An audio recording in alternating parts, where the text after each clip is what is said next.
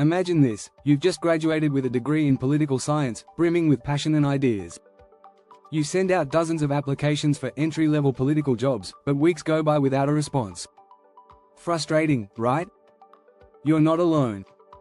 Shockingly, a recent study shows that 85% of job openings in politics never get posted online. They are filled through connections that many newcomers simply don't have. So, why is it so tough to land a foot in the door of the political world? The answer lies in the changing landscape of job hiring in politics. With tight budgets and increased competition, many entry-level roles are now reserved for those with networks instead of experience. It's a game of who you know, not just what you know. This shift has left many aspiring political professionals feeling lost and overlooked. In this video, we'll dive deep into the reasons behind this trend and explore strategies to help you break through these barriers. We'll discuss how to navigate the often hidden networks, why mentorship matters, and what skills can set you apart. By the end, you'll have a clear roadmap to start your political career, even without the right connections. Let's unlock the secrets of the political job market together. Chapter 1: The Vanishing Gateway. Entry-level jobs in politics. For decades, entry-level jobs in politics were a launchpad for fresh talent. Now, it seems that door is closing fast. The biggest shift? Access. A recent study by Georgetown University found that 72% of political job listings now prioritize network referrals over open applications. So, what happened to the idea of climbing the ladder from the bottom? Well, it's still possible, but harder. One reason for this change is shrinking budgets. Smaller staffs mean fewer opportunities for inexperienced hires. In the past, internships and entry-level jobs were seen as a way to train new talent. Now, many of those roles have disappeared, with more work being done by seasoned professionals. Simply put, they don't want to waste time teaching the basics anymore. But it's not all doom and gloom. If you're strategic, there are still ways to get a foot in the door. A key strategy is to start networking early. Political strategist David Axelrod once said, "In politics, you're only as strong as the connections you build." This isn't just good advice, it's the truth. Many successful people in politics today built their careers by cultivating relationships before they even entered the field. Volunteering for campaigns, joining advocacy groups, and attending political events are all ways to build your network. The earlier you start, the better. Connections matter, but consistency matters more. Building a network doesn't happen overnight.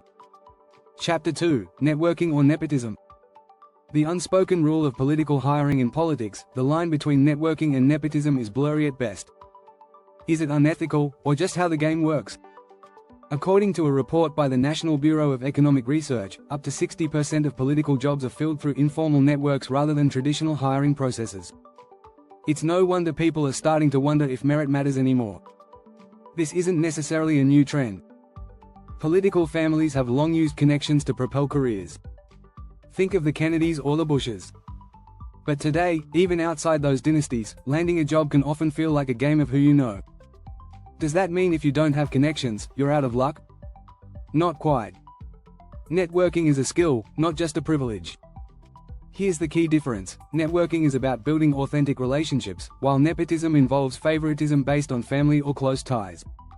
Networking means showing up where decision makers are, being helpful, and staying visible. Nepotism, on the other hand, relies on already being in the right circles from birth. A great strategy for those without family ties in politics is to build a web of mentors.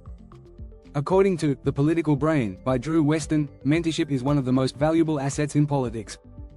Having someone who can vouch for your competence and character can be just as powerful as family connections. Ask for advice, take people to coffee, and stay in touch with anyone who shows interest in your progress. Over time, these relationships become your network. Chapter 3: Gatekeepers and Inner Circles. Breaking into political power structures. The phrase, "It's not what you know, it's who you know," couldn't be truer when it comes to political jobs. But who are these gatekeepers? Often, they're not the politicians themselves, but staffers, lobbyists, and long-time consultants who control access to the big players. Getting past them isn't easy, but there are strategies to help. First, research is your best friend. According to data from the Brookings Institution, nearly 80% of entry-level political hires are made through personal recommendations. That means understanding the players in your area of interest is crucial. Learn who holds influence, who makes decisions, and who's trusted by the politicians you want to work for. LinkedIn, Twitter, and local political meetups can provide valuable insights into these key players. Another effective tactic is to offer value before you ask for help. In the book, Give and Take, by Adam Grant, he explains how being a giver in professional relationships often leads to long-term success. In politics, this means helping others without expecting immediate returns. Whether it's volunteering your skills for a cause or introducing someone to a useful contact, small acts of service build goodwill. Breaking into inner circles also requires persistence. Political strategist Donna Brazila once said, "Politics is not for the thin-skinned. You'll be rejected more times than you're accepted. That's a fact many forget." Stay in the game, follow up on leads, and don't get discouraged when doors don't open immediately. By being strategic, knowing who the gatekeepers are, and patiently building trust, you can carve a path into the political world, even if you don't have connections from the start.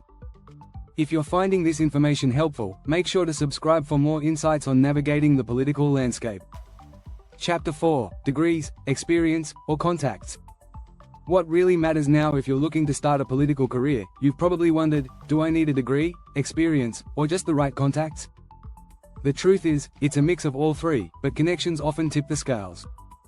A survey by the National Association of Colleges and Employers, NACE, found that 80% of jobs, including those in politics, are filled through networking. That doesn't mean your degree is worthless, but it's not a golden ticket either. Let's break it down. Degrees matter, especially in fields like law, policy, or international relations. But here's the catch: the degree gets you in the conversation, not the job. Many young professionals feel frustrated because they've spent years earning advanced degrees, only to find out that connections beat qualifications in the political world. However, experience is just as important. Internships, no matter how small, give you practical knowledge and something to talk about in interviews. As Mark Leibovich points out in his book, This Town, Politics is a small town where everyone's path crosses sooner or later. The more practical experience you gain, the better chance you have to impress someone who knows the right people. But what really makes the difference? The contacts you make.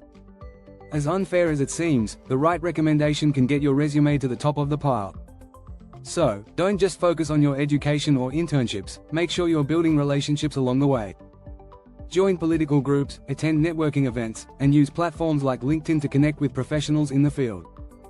Remember, your network can vouch for both your degree and experience. Chapter 5: The Shadow Network, How Hidden Relationships Shape Political Careers. Behind every political job, there's a web of hidden relationships that most people don't see.